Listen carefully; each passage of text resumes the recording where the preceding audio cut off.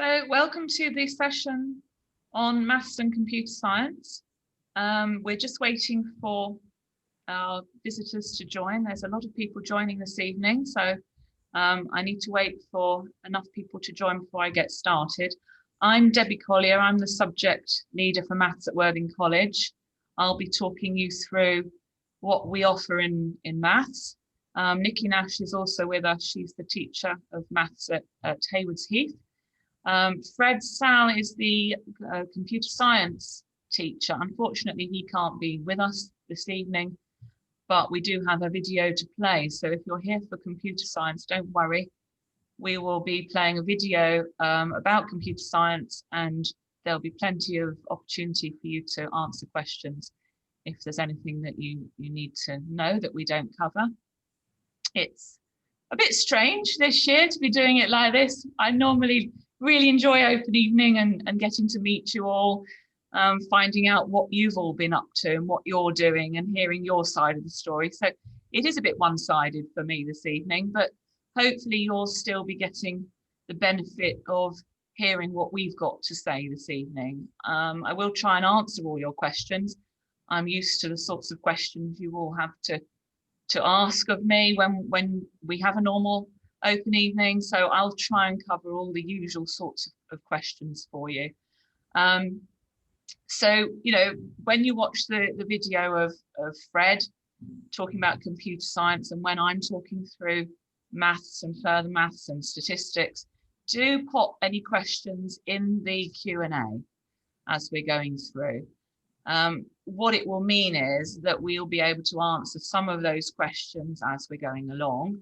And if there's any questions that we don't have time for, we will be putting together a fact sheet of all your questions, and we can put that on the website, on our events page of our Worthing College website and the Haywards Heath website as well.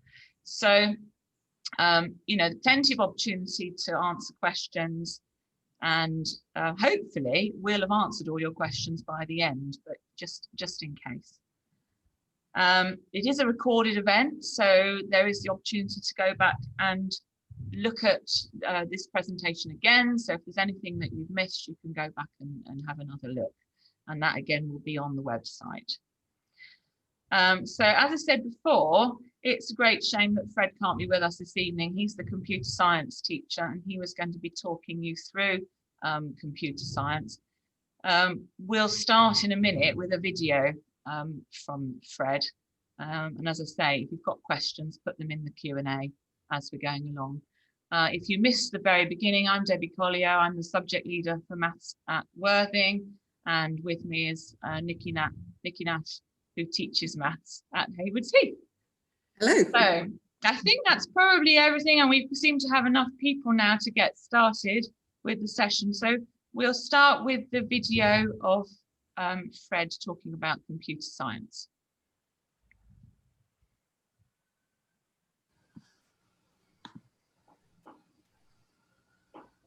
Hello, my name is Fred Sal, and I'm a computer science subject expert at the college.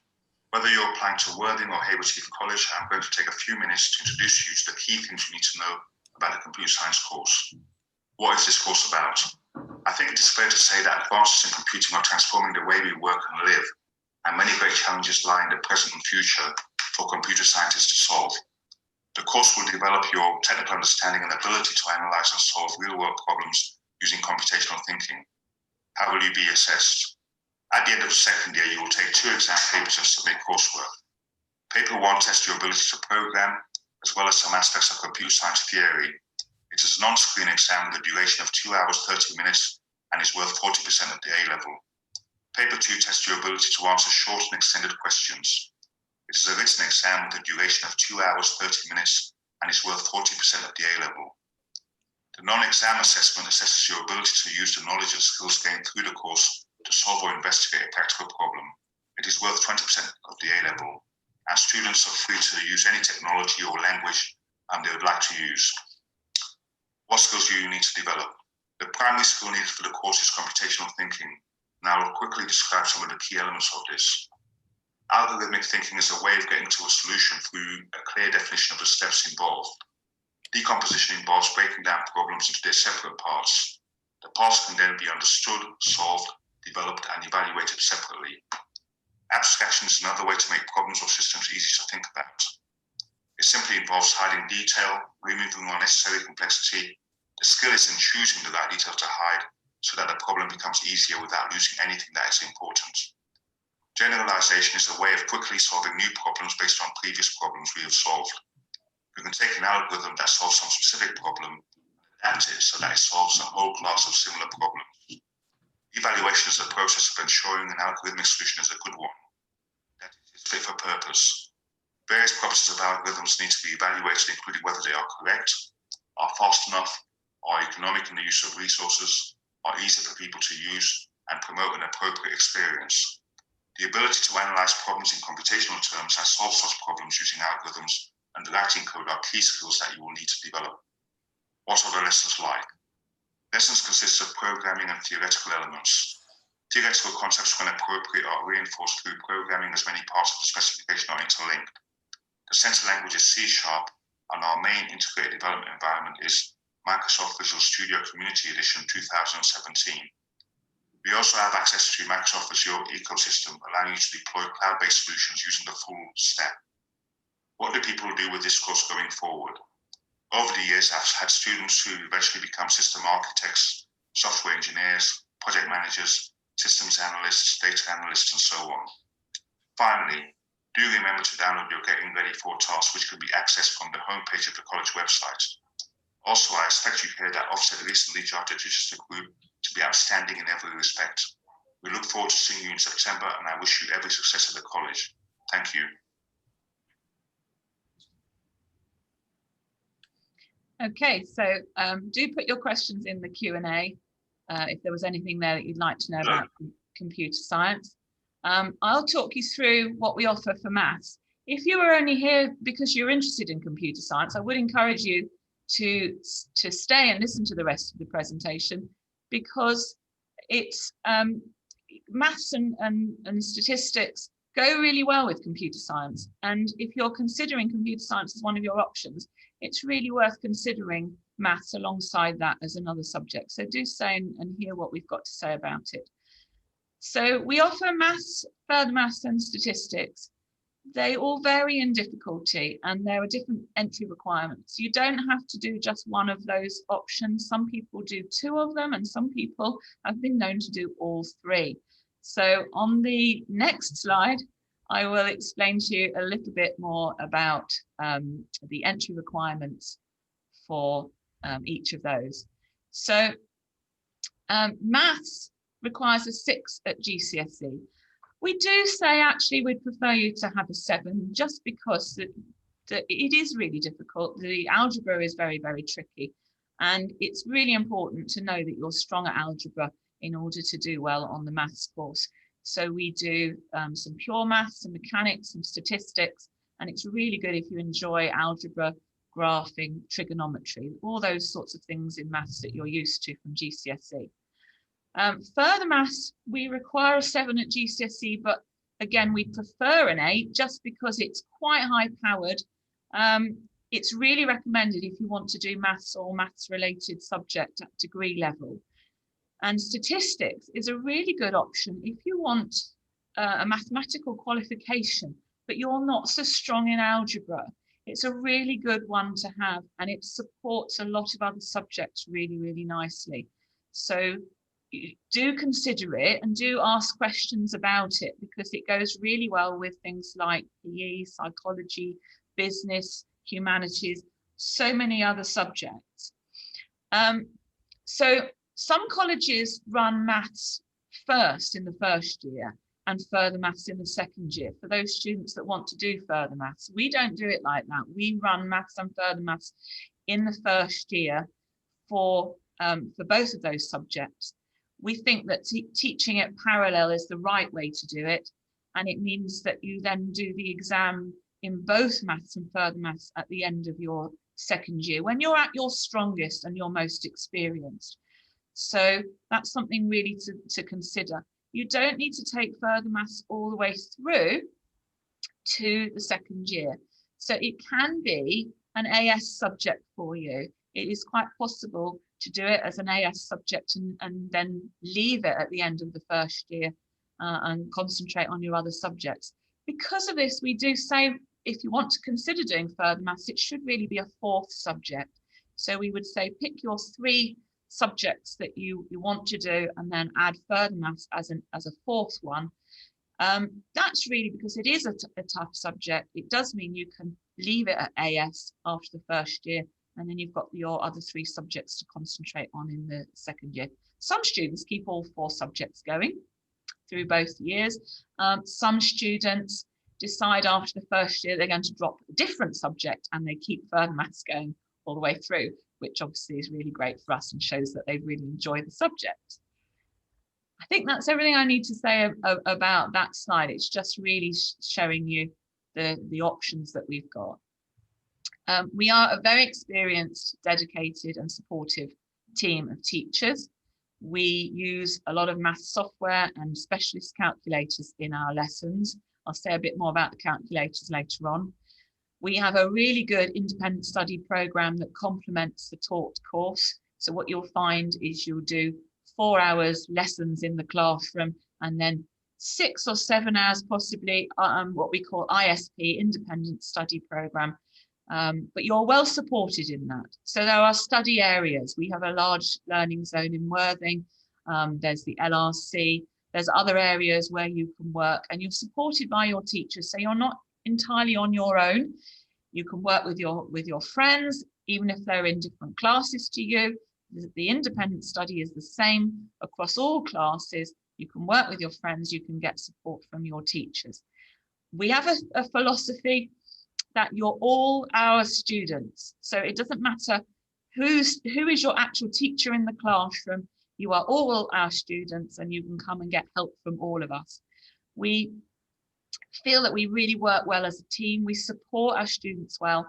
We run support sessions which are accessible for all students, and we emphasize this is at any level. It's not just for students who are struggling, but it's for students wherever you are. If you're an A grade student and you're trying to push for that A star, then the support session is for you. Whatever level you're at, there's always room to improve and to get teacher support and teacher help. And our results have been great, and it's testament to the dedication of the teachers that we're doing so well. Next slide. So where could this course lead you? I can't go into all the different places where you can use maths. Maths is a super A level. You can use it all over the place, even in university courses that are not maths-based courses. It's a really good problem-solving A level, and anywhere that you want to go will recognise it as an A level. The key ones, obviously, maths, computer science, medicine, engineering, but there's so many more. It's a suitable A level, whatever you want to study. Next slide.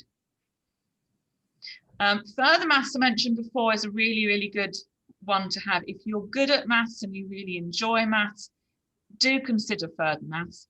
Many degrees at university require further maths for their maths degrees and for other courses, physics and engineering courses, and some of them require a full A level in further maths, others just an AS. Some say they prefer it. It's not a specific requirement, but it will certainly give you the edge. Statistics is a really good A level to have if you're considering anything medical. So, you know, medicine, veterinary, dentistry courses, but also psychology, sociology, humanities. It's a really flexible course and it will open a lot of doors for you. Next slide. On top of that, employment and apprenticeship opportunities for Maths A level. It opens doors all over the place for the whole problem-solving nature of the course. People love it when you've got a Maths A level. So there's a few ideas: accountancy, banking, engineering, IT, computer science, but there's so many more places where you can use maths. Next slide. So the equipment that you need, we do encourage you to get specialist calculators. So I've put in a picture of each of them up there. The one on the left is the Class Whiz. It's a specific calculator for the A-level course. You won't have been using it yet, I wouldn't have thought, at GCSE. The one on the right is a graphical calculator that you'll need for the statistics course, if that's what you choose to do. But many of our maths students also choose to get the graphics calculator because you can draw graphs on it and it helps you with so many things, particularly the second year further maths. I say to them, they should really get a graphical calculator. Don't worry about getting it yet. We can help you with that when you come to your first lesson. So we can remind you what they are and give you an idea of where you can get them. But certainly the one on the left, most supermarkets stock that one now. So if you were interested, you can certainly go and get one. The textbooks, I've put some pictures there for the maths course. So the Pearson range, they have additional resources. You can get once you buy the book, you get an interactive online version, which you can annotate, and it's got other resources on there. So it's the full course. I haven't put pictures of the further maths on there, but it's the same sort of idea as the maths ones. Next slide. This is the student voice. We listen to our students and we like to hear what students have to say about us. And if they've got any ideas, we'll happily sort of try and improve. But we get very good feedback in the maths area. Enthusiasm there is one of the comments. They care and want everyone to achieve, and they're good with working with different abilities. The lessons are challenging and well structured. Homework tasks, constantly going over previous topics. So that's talking about the independent study pack, the ISP. An element of that is revision, is ongoing revision every week of everything that you've done previously. And it's really good for consolidating your understanding. The students have got great things to say about us. And I think they all feel that we work together as a team, them and us all together. There's a really good mood in the maths team. Next slide.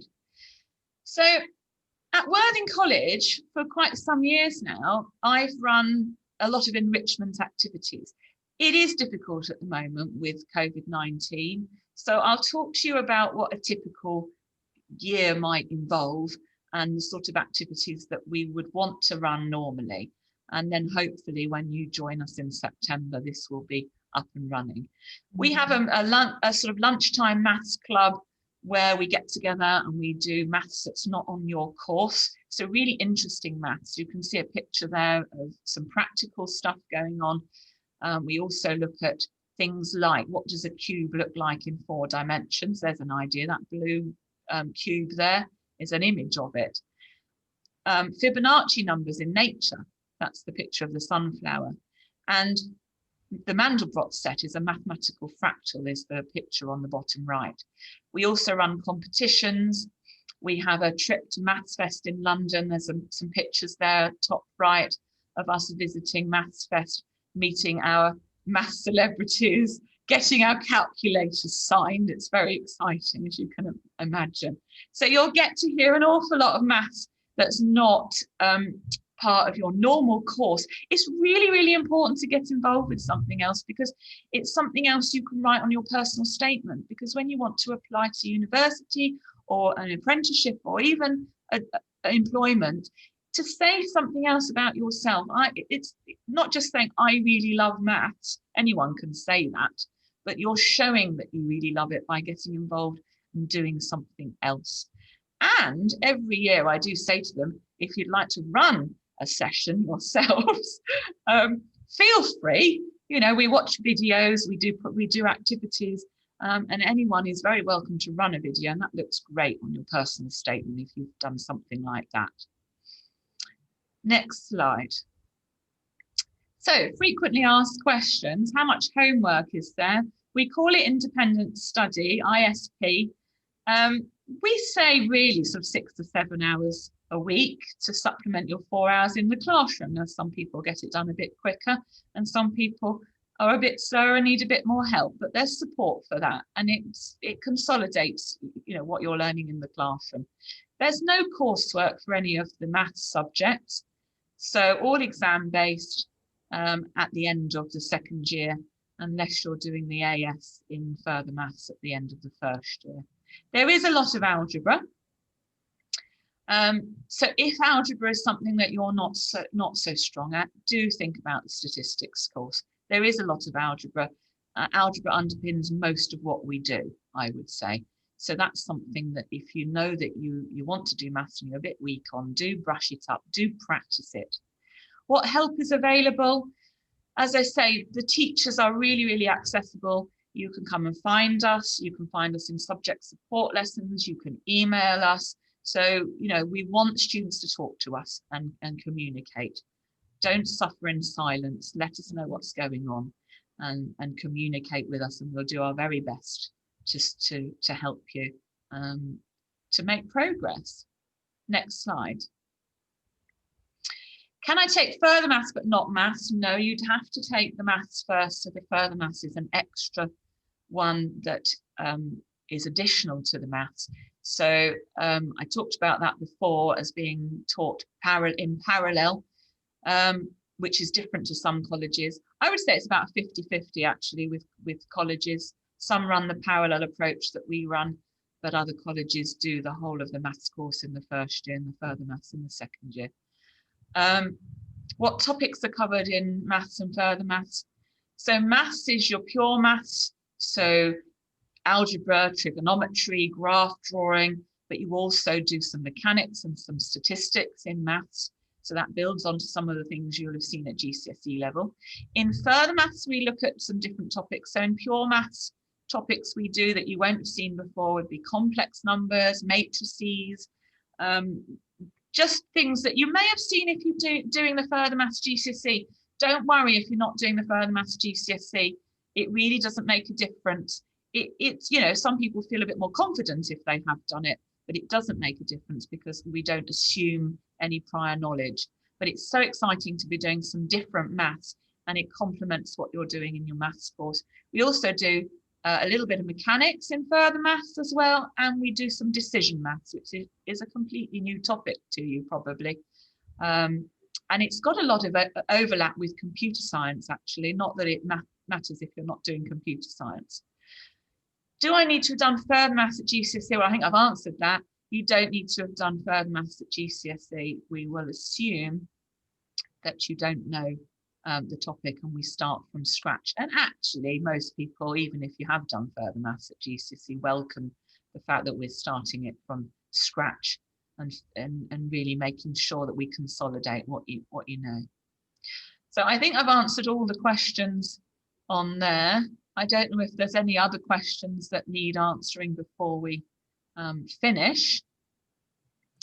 As I said at the beginning, do pop down in the Q&A before we wind up and finish this presentation. If you've thought of anything that I haven't covered, please pop it in the Q&A, either about the maths or about the computer science. We will upload the recording of this session to our website, but we'll also upload a frequently asked questions fact sheet that will be on the event page on the website. Okay, so that will be, the recording will be available from tomorrow. Okay, so it's been lovely to have the opportunity to talk to you all.